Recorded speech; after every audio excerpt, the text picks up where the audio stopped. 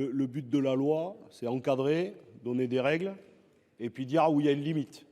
Et si on franchit la limite, quelle sanction? Sinon, c'est pas la peine de faire des lois.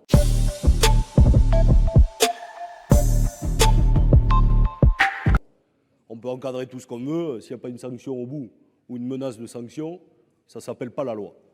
Non, et je dis ça parce que on est en train de fabriquer la loi ici. Et donc de donner des règles et éventuellement des sanctions si on ne les respecte pas. Il ne me semble pas bon. Deuxièmement, le fait de mentionner que tel ou tel influenceur n'a pas respecté la loi, c'est une question. Par exemple, un restaurant qui est fermé pour cause de manquement d'hygiène, on peut avoir un panneau qui dit restaurant fermé pour cause d'hygiène X semaines. Un établissement, un ERP qui ne respecte pas, par exemple, la question autour du bruit, le tribunal ordonne la fermeture, est apposé sur un panneau pourquoi on a fermé tel ou tel établissement.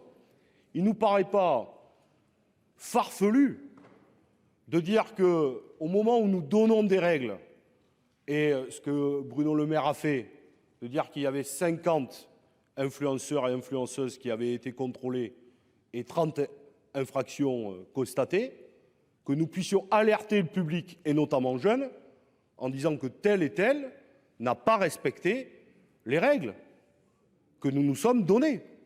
Ça ne me semble pas, franchement, être quelque chose qui est vraiment farfelu. Et c'est une règle.